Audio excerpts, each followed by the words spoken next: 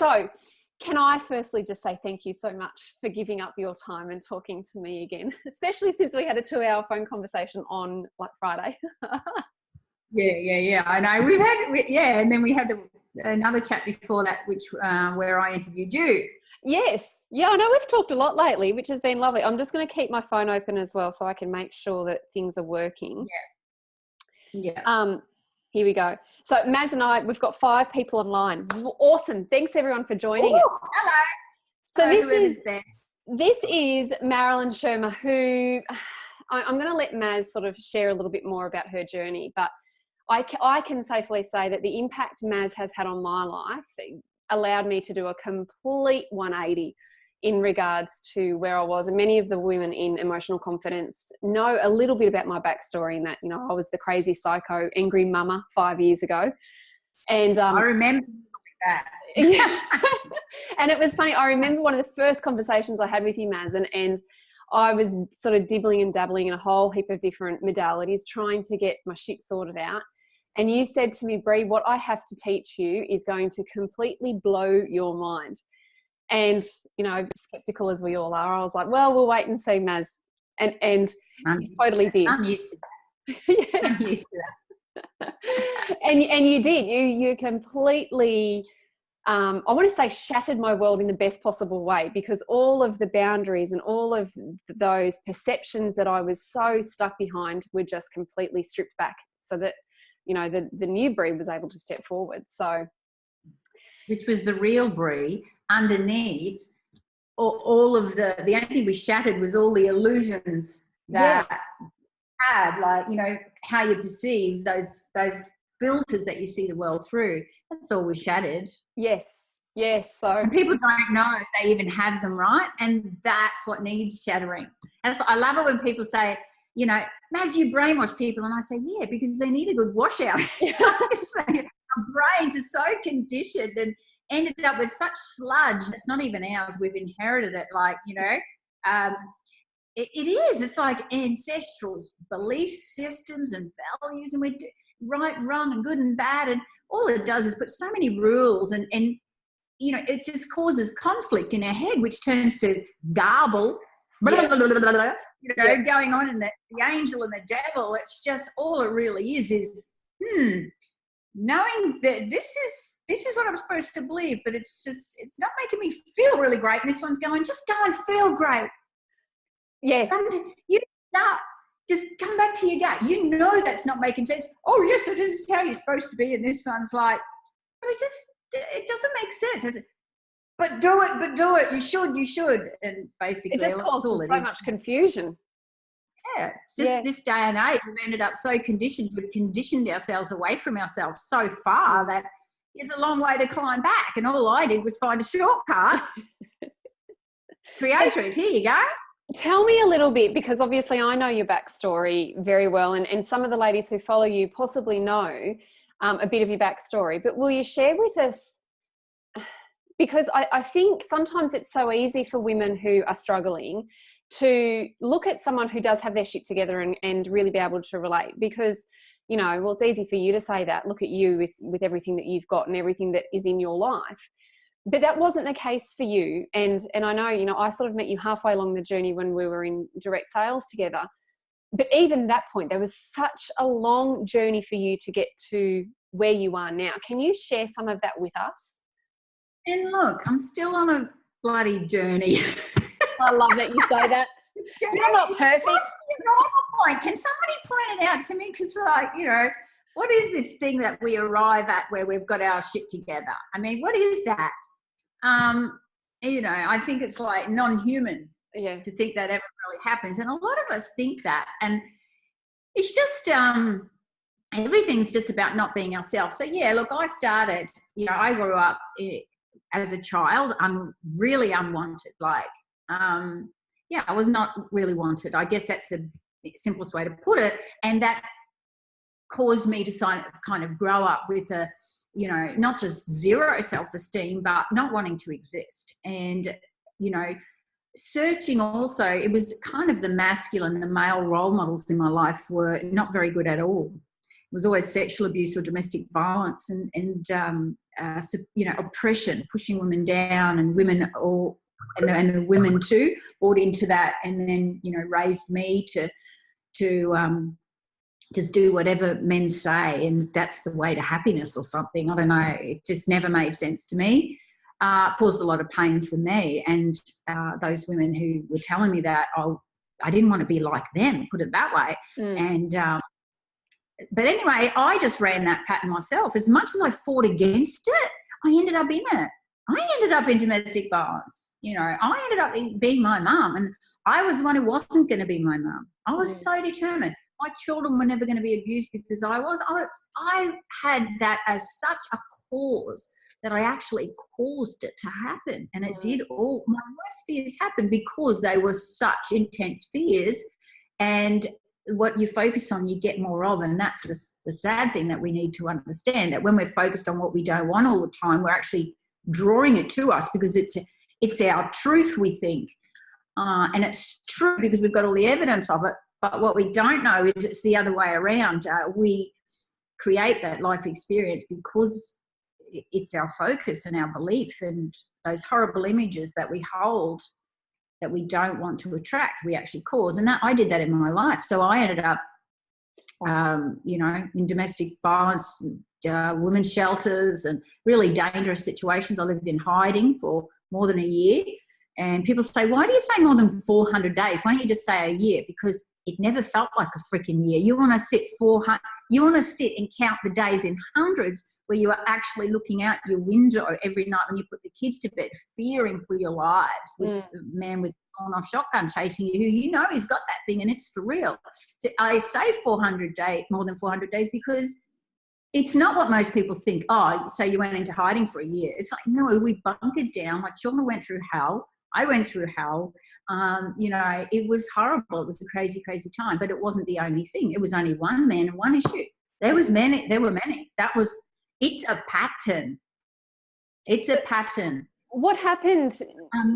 What happened that caused you? Because obviously you didn't, and I mean, I know your backstory, so I do know certain parts, but it wasn't a just you wake up one day and recognize that it's a pattern. There was a whole heap of growth that had to happen.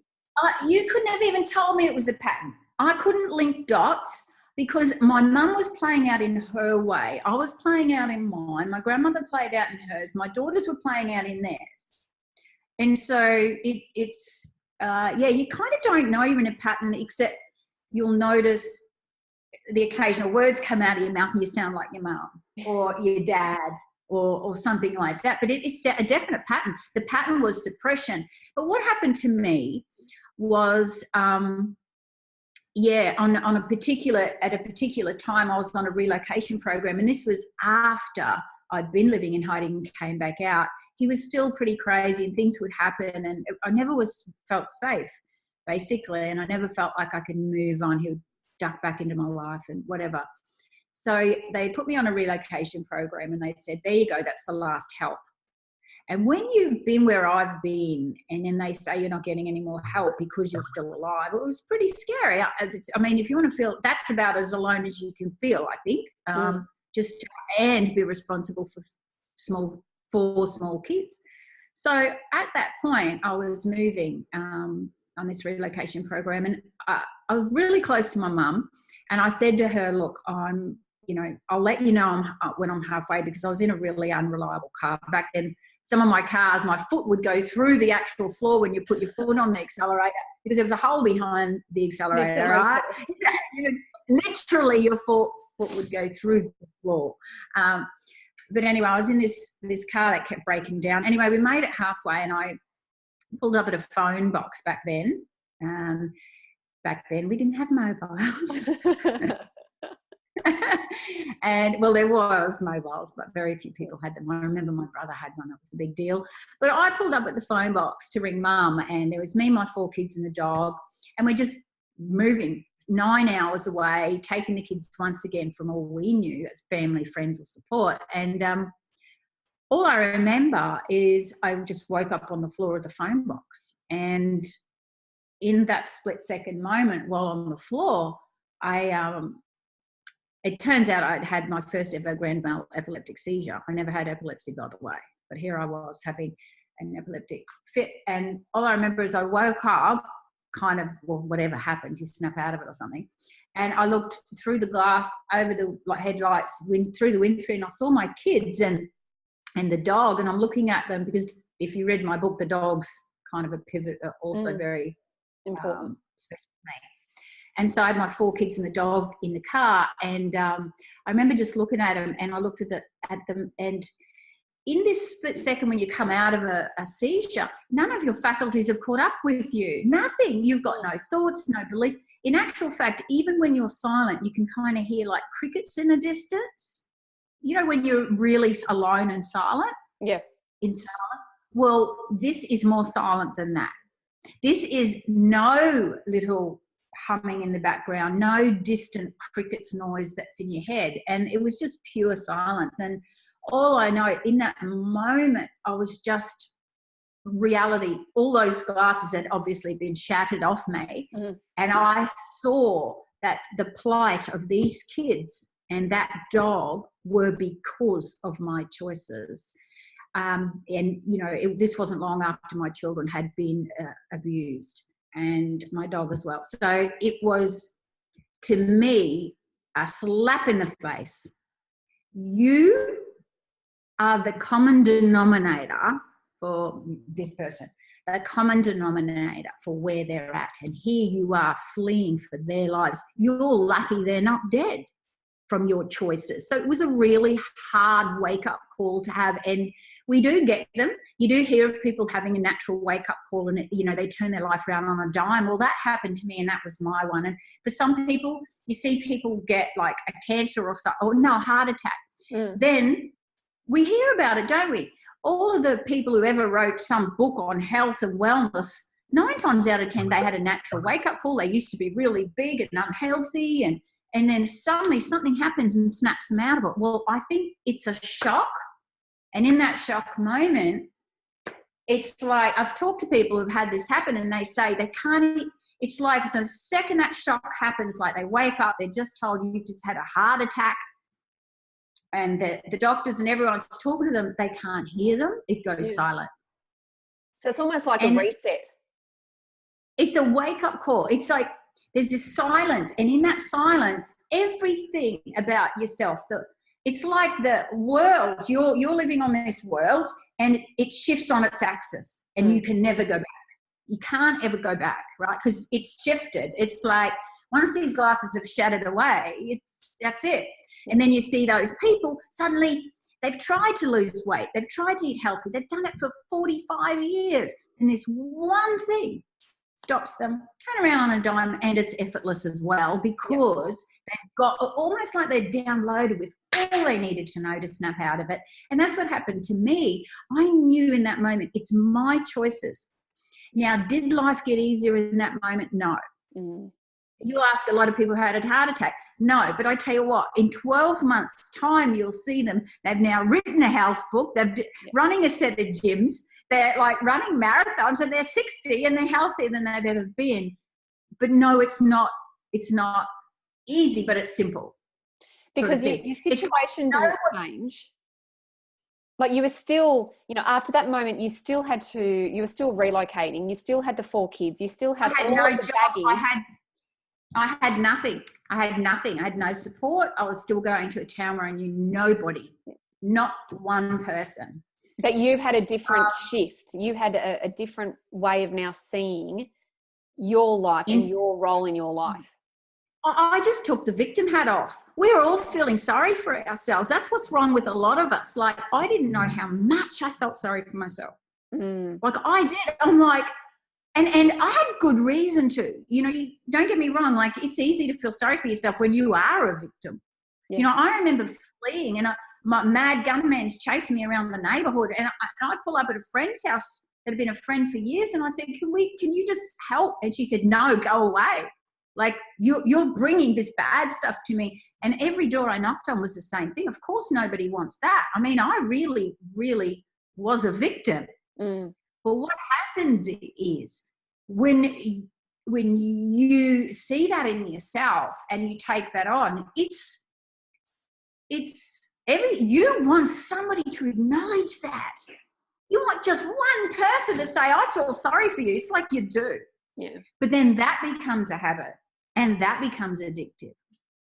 And that we call that secondary gain. It's terrible words. It's terrible thought that we chase, but we want validation.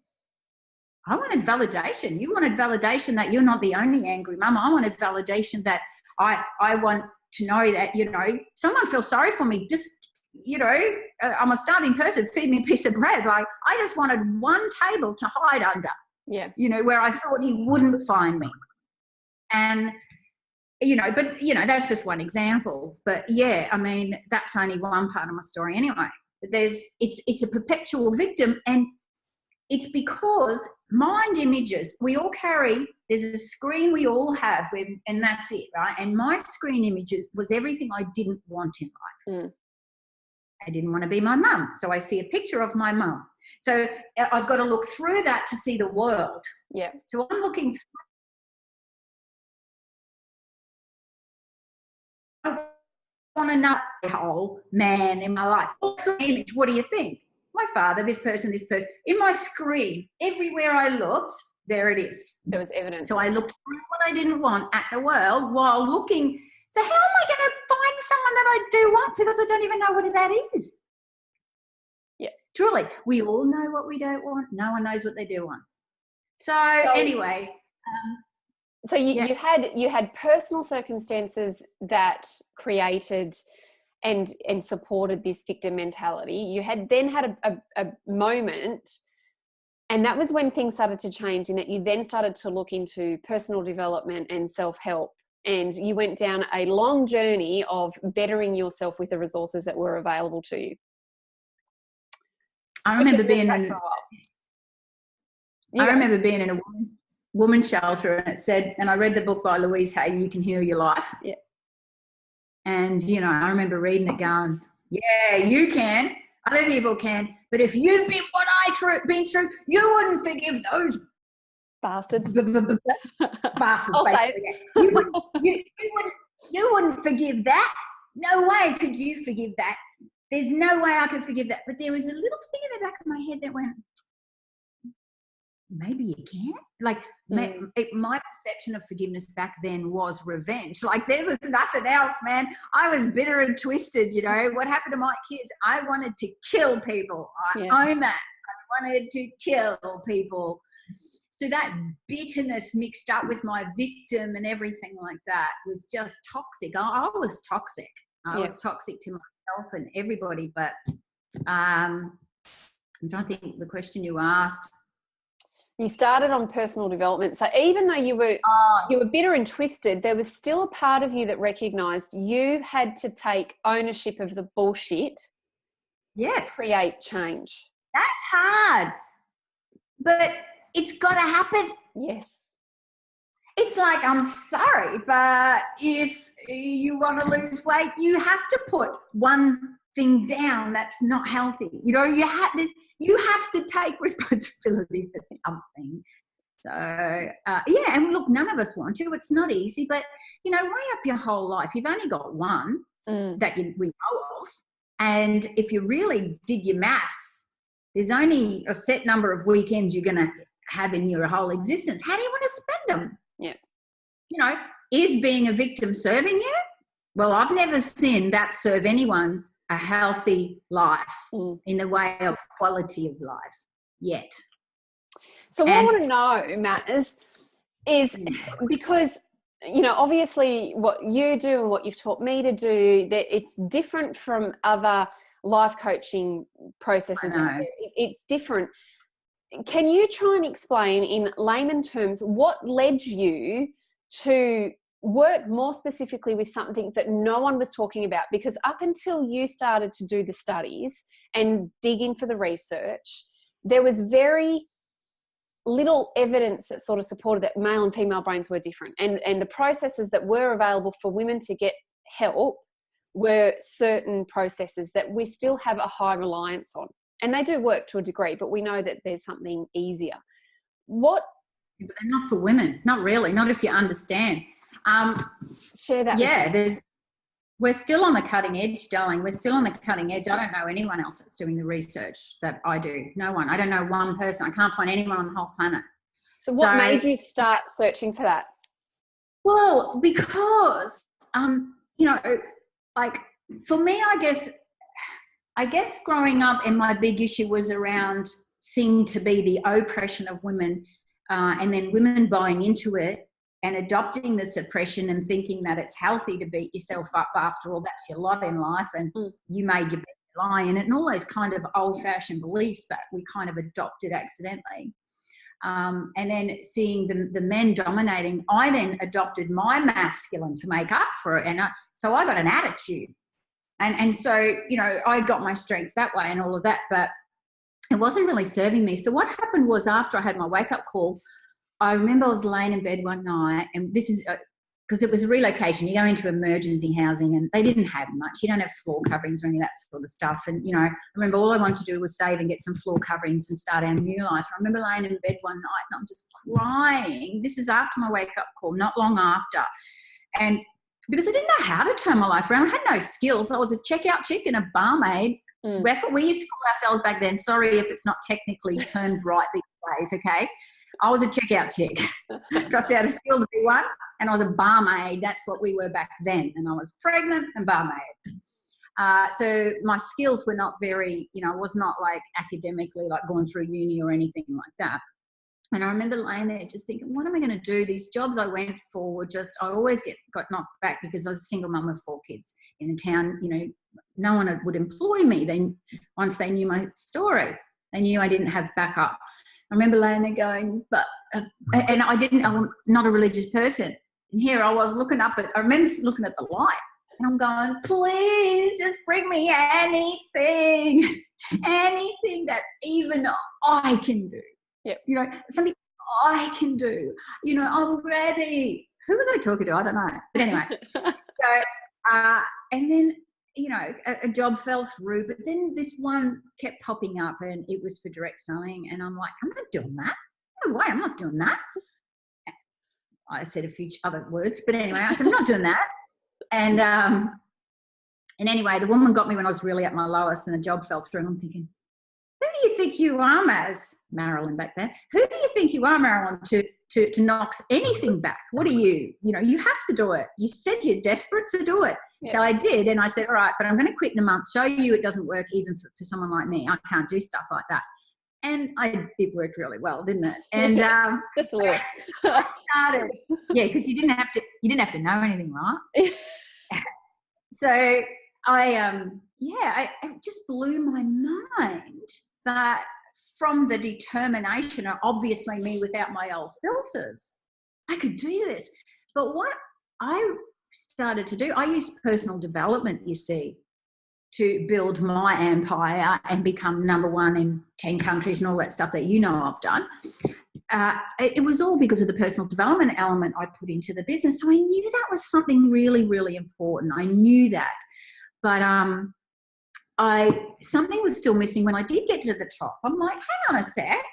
We're taught by men. And even in that company, you're told by men what you've got to do. You've got to be consistent. You've got to do this many appointments a week. You've got to consistency. And I thought, well, I'm not very consistent. They said, set goals, plan your work, plan your work. Yep. No, plan your work. Plan your work and work and plan. Yeah, whatever. I'm like, I don't do anything of that. I'm not consistent. I don't track. I don't do anything. But here I am, number 1. Oh, and it was consistent too, wasn't it? I was always in the top few people.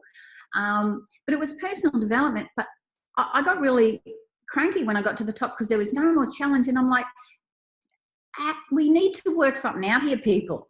Why is it only the same few that are successful, no matter that we are teaching everything we know as the top leaders? But I was never allowed in the large groups in that company to teach what I really wanted to teach, was we'd tell them the truth. I'm laying on the couch, I'm eating chocolate, I'm watching the soapies 1 week of the month. Another week, I only worked about 1 week a month. But I wasn't allowed to say that because apparently I was a freak and that they would need to do it that way with goal setting and stuff. And I thought, well, why can't I teach them how I really do it? You know, work really hard here and there, and other times don't answer the phone because, you know, you're a cranky wag. I'll just be cranky sometimes. I wouldn't even talk to people. But I didn't realise, hormones, and it all just, for me, I'm a common sense person, but it's not very common, the sense that I don't know why they call it common sense. These days, there's not a lot of common sense. We just told what to do, and we just buy into it. Expert says this. Oh, no one researches where the expert got that information from. We're taught not to question. Never. And what wouldn't you question? You wouldn't question the top 1,000 self-help books on the planet. You wouldn't question a doctor on doctoring if you're not a doctor. But I did. Bit of a renegade. I would go, hang on a second. Where did you get your information? And they say, from this book. Nearly all information comes from a book. Yeah. Right? Some, like the Bible or the doctor's book. And my question is, where did that book, who wrote the book? Where did they get their knowledge from? So I became kind of a historian, whatever you call it, historian, bloody researcher. I wanted to know who wrote everything. Where did everything come from? And so that's when I realised, oh my gosh, we're all women being taught by men or men's theories. Yeah. And I'm like, wow, how could me being so lazy be doing so well? Because I knew that a lot of people worked a lot harder than me. Yeah. And they would go, oh, it's all right for you. And I'm thinking, hang on a minute, it is all right for me. I've worked something out. I'm not working as hard as you, and I'm making more money and I'm getting better results. So, all right, no worries. Yeah. So I was craving to teach myself, to teach other women what I really did do. And that's why I founded the Institute of Women International. But through my studies, I was like, something's not right. Why are women so not putting their hand up for jobs, not putting their hand up for positions? And when I studied research, history, I was blown away. I mean, do you know, in legal research, and I challenge people on this, and I'm standing up to say this, people read these, they look for research, they love research data. Yep. A lot of women as well, they love, well, show me the statistics. Why? If I show you the statistics, do you know it's legally allowed to have a statistic, a thing that you read it and it's and it'll be what most of you would go, oh, well, that's valid. A female test subject in results in science is really, and this is allowed, is a male mice castrated at birth be the actual test subject. Now, that's your data that you are addicted to needing for validation. I don't buy it. No. I go, where did you research? Who were they? What were they? Where did you get them from? And what were you trying to prove? And when you do that, you'll find out that there's next to nothing out there that's really, truly, truly tested on mainstream women. So when you go and look for data, you're getting women that were a university class of lawyers. They were tested for one of our big female studies, or they're male mice castrated at birth, because apparently the hormones interrupt the measuring devices in science. Even Oprah Winfrey was at loggerheads in an argument with a scientist over that. But why won't you test women, females? And he just said, well, you can't. That's it. They can't fathom you can't fathom what you can't fathom. Yeah. And I remember when I remember when you told us that, because that to me was so alarming, that we as females who create life and nurture life for those women who become mums, we nurture life, we create life inside a womb, we have a monthly cycle. So even those women who don't have children, you still have a creation cycle within you with your hormones that fluctuate and flush out. And we, as these moving, hormonal, changing beings, are compared to baby male rats. Like, without balls. Of course, we are. Without the balls. Boys without balls. Not even boys, we're rats without balls. I was going to write a book. Boys without balls. Girls are just boys without balls. And you should. Science. It's just sad. I know it's sad. And it can be alarming. And they don't want us to know. Yeah. The thing is that this is where a lot of our science and our, that whole medicine industry and, health and wellness industry, they don't even check where the figures are coming from, where the tests on females are actually coming from. And it's really sad. But they don't question. No one. We society trust. just has this trust. We trust. Yeah, that's common sense. Common sense. Like people. That's why I can't talk to psychologists very much. I mean, you come across some open-minded psychologists, but a lot of them are not open-minded, and I don't blame them. I mean, they've gone through a system and they've been told this and told that, and these are the rules of how the brain and mind work, and that's it. They're shut down to that belief. So my stuff doesn't fit inside that belief system. Yeah. Because they were only told that. And if you go back to the origin where there was no psychology, then suddenly it existed, and then everything from there, all the research is done, right? But nobody's gone back and said, let's go before that again and ask the same questions with what we know now as women, that women are different to men. Because, I mean, you can't get more different psychologically as to the gender difference. It's so ridiculous. Yeah. That what can work on a man can't work on a woman, and the other way around. So all I've done is create Creatrix, a female wake-up call movement based on how our body and mind work in sync, beautiful and simple, and getting out there teaching people like you and transformologists and, you know, anyone else that wants to come in through the Institute of Women. I'll teach them all the truth about women so they can go out and truly empower women, not empower them with old information. It's not even actually empowering, which means being able to stand on your own 2 feet, right? It's enable powering. I'll give you therapy, but you need to come back to me for sessions, and it's like life coaching and all that.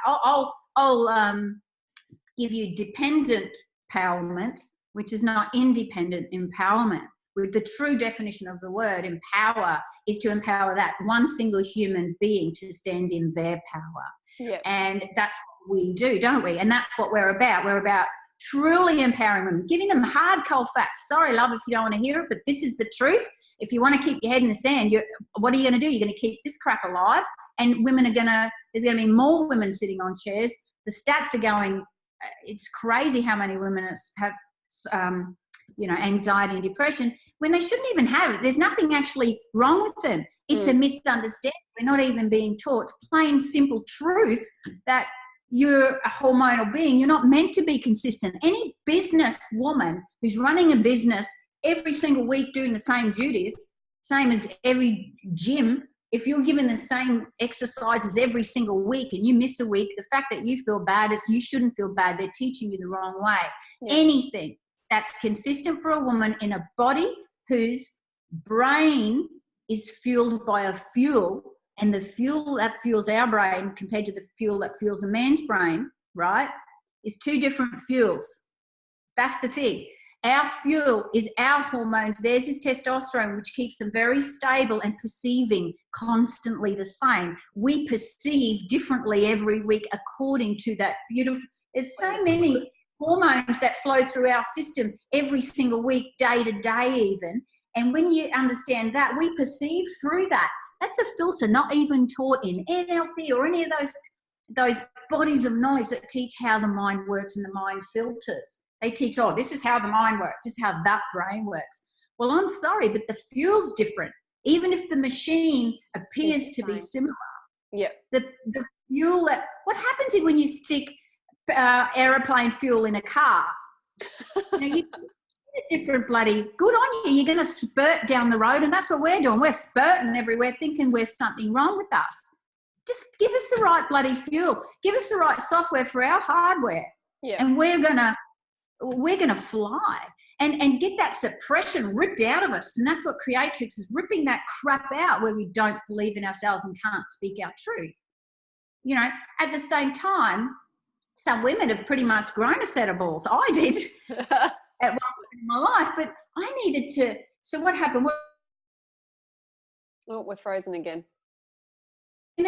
Everybody's lovely, but not everybody's beautiful and everybody's lovely, because the reality is there are people out there that can harm you and do the wrong thing. So I went from one extreme to the other, and what I found with coming back to Institute of Women is about bringing women back into the balance, bringing your masculine up a bit, and your progesterone, and your standing in your truth, and being able to speak your voice, not suppress, bringing you back to gut instinct, heart and brain, all aligned. So they're never questioning itself. You know what I mean? Because the problem is the fuel we're running in our body is fueling this with the wrong fuel. So we've learned to value this too much as women. That's a man's place where he makes his decisions. Because parts of the month, all the fuel from here goes down here to prepare for an egg or whatever, and it comes out of our head. At that time of the month, we're meant to use our gut for navigating life. And that's our natural GPS. It's beautiful and natural. And women think there's something wrong with them. They go to the doctor and they say, I'm all foggy in my head. No, darling, your body's doing what it naturally does. They'd never say that to you ever. They'd never say that. And it's really funny as well, isn't it? Like, I love what you say. People only know what you only know. And that's it. I was sitting in a business leadership thingy yesterday, and the guys were saying that even with something like the curriculum in a university, it takes 18 months for new curriculum to get passed into a university degree.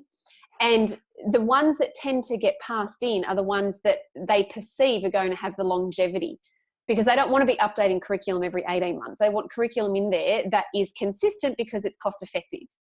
So what we're learning even from these higher institutes that seem to have, you know, a higher level of importance or whatever it is, it's outdated information.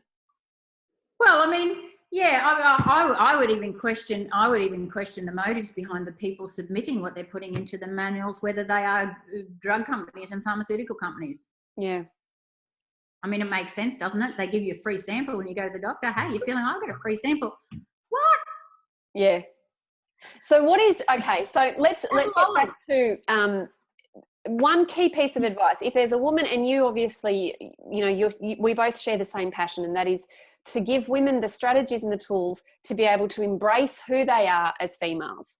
So there's some women that are considering Creatrix. There's some women that have never even heard of it. So maybe they're a little intrigued. They want to know more. That's great. We can give them that information. But what is something that every woman can start doing today to start feeling more in alignment with themselves as a female? Hit me with your best one. Oh, God. The problem is there's too many. I think the best one is probably the title of your book, Own Your BS, is not buy into your head chatter. Your head chatter is probably the biggest liar, because it's not really you. If it's coming from the head, that's not you. That is all coming from the experts, from when you were a little kid, something the preacher said, or something your nana said to your mum, and then she said it to you, and she heard it from her mum and mum and mum and mum, 430,000 bloody generations ago, whatever. It's not even you. It's not. If you want to know the true you, it comes from your gut, and it's just an inkling. But the suppression that you need to get rid of, which Creatrix will get rid of, will bring you back to being able to trust the gut. And that's the problem. We don't trust it anymore. We've come so far. It's hundreds and hundreds of generations ago since women were allowed to trust it. We weren't even allowed to be ourselves. We were burned at the stake for being a woman just because we trusted our gut and healed naturally. You didn't have to be a witch. That was just the word they called you so that it sounded like you were doing something bad. But in actual fact, it's just, I would say, trust your gut, even listening to us. And try, if something isn't working, you need to try something different. I'm sorry. So if you've gone to psychology, you tried all those things and they're not working for you, you need to try something different. This is something different. It's natural. It's organic. It can't hurt you. It can only make you better. And if the Creatrix is so incredible. It's just a wake-up call. I've just managed to take what is a natural thing that happens in life with shock, and instead of you having to have a shock, a trauma, you just pay a facilitator, go and have Creatrix on purpose. Believe me, a bit of money is a hell of a lot cheaper than paying, like some people do, by having a heart attack or like me, developing epilepsy out of the blue. As soon as I changed everything around in me, went back to trusting and started to do that, my epilepsy dropped away. Like, how does that even happen? Yeah. So you've got to get back to yourself. You've got it. You just need some tools. You need some direction, and you need Creatrix. Every woman needs Creatrix to strip out that ancestral crap we've bought into that we don't even know we've bought into, All Creatrix does is give you this guidance from your gut again. That's all. All the learnings come back from that raw gut instinct that is out to protect your highest good. You can't ever get a learning that's not for your highest good. That's what I love about it. Yeah. It's true. More truer than no one else can teach you what you can learn yourself in Creatrix. And as transformologists, facilitators, all we do, I mean, we don't even teach them anything, do we, in Creatrix, Bree? Woman closes her eyes, and while we do this certain questioning, while we put her into the state of what happens in the eye of that split-second wake-up call, but we extend her there for a moment in time, what she learns in that moment, we don't even know what they need to learn. Not one soul can heal another soul. That's just the truth of the matter. Not one soul can heal another soul, and every soul's got its own lessons. Creatrix allows that soul to get its own lessons in record time. Move that world on the axis, shatter the glasses, you're yourself and your truest self, standing in your power, moving forward through life. And, God help anyone who tries to, take you away from your own higher good, and you'll be able to stand up for yourself, and you'll break the pattern. And so that's why Creatrix is worth it. It breaks the damn pattern, and it's cheaper than, having to have a bloody shock.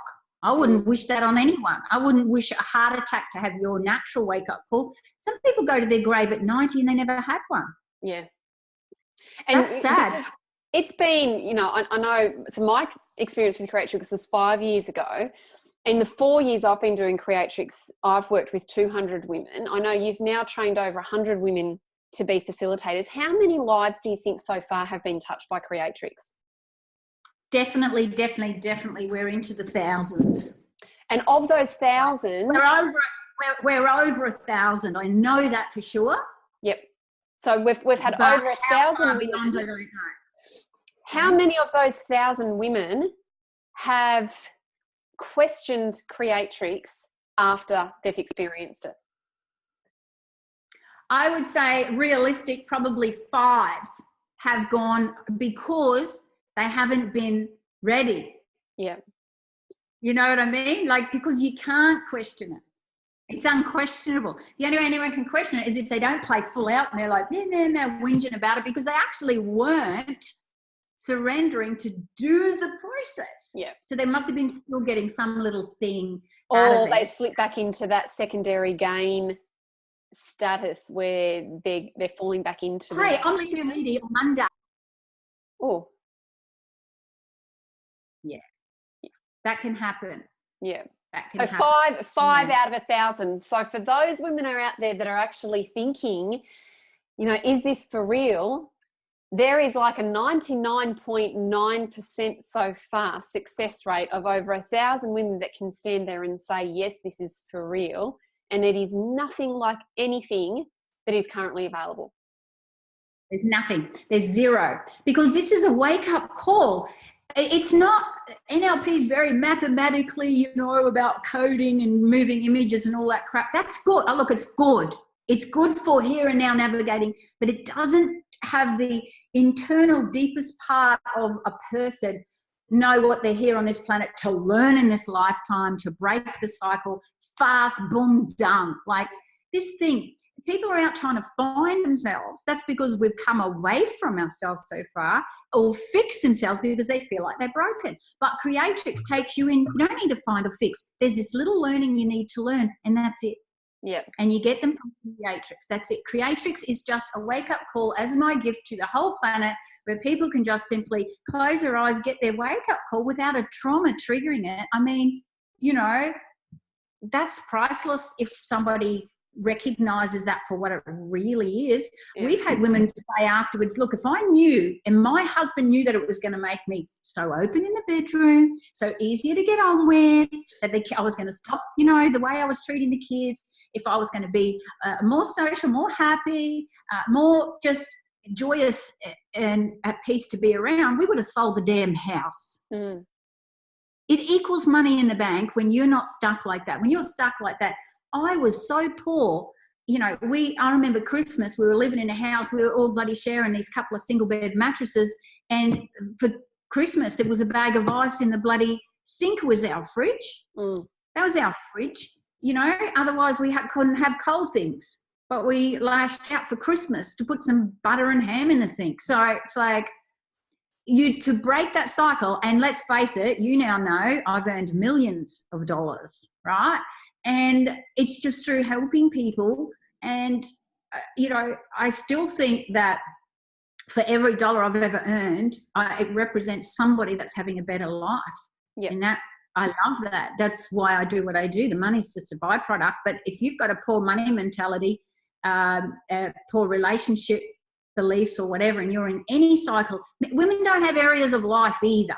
If you've got a block, it affects every area of your life. Yep. Yeah. Whereas men can have a block in one area of their life. But because they compartmentalize, it can sit just in that one box. But women can't. Everything's connected to everything. We're so emotionally attached to everything. And we just need to get what we can get. And Creatrix is the tool, and it's a gift, and it will be the new psychology. It has to be. Why? It's organic, no drugs, it's harmless, it's safe, it's easy, it's long lasting. You don't need continuous help. It bloody works. That's what the world's been waiting for. Well, here it is. I heard a bloody special on psychiatrists and psychologists on Insight saying they hope one day, they wish they had something, and they said similar to what we get, but they said, we're testing in labs right now. And I'm thinking, you're still not getting it. Got to test in those labs, Maz. Well, thank you. I think some of our videos, we do, and we're getting the results from real women as well across the board. That's all we can do, darling. Yeah. That's all we can do is just show proof's in the pudding, end of the day. So I think some of our video is frozen, but that's okay. I'm recording it, so I'll upload it if it is frozen. Great. Thank you so much for sharing. I love talking to you. I could talk to you nearly every day, but we'd be very unproductive.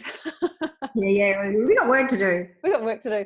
But thank you so much for sharing and being honest. And I know, we wouldn't expect anything other than honesty to come from you, because you are who you are, and that's why you're so relatable and why. Can't make me, you can dress me up, but at the end of the day, I'm still, raw. In the raw. Yeah. Oh, no, thank you so much. And if anyone is interested in knowing more about the Institute of Women International and becoming a facilitator like me, I will make sure to put the course links in the description of this. If you're interested in just experiencing Creatrix, and obviously I'm a facilitator in Creatrix, so I would love to help you out. And if you've got questions, holler out, because that's what we're here. We're here to educate. I was thinking about it last night.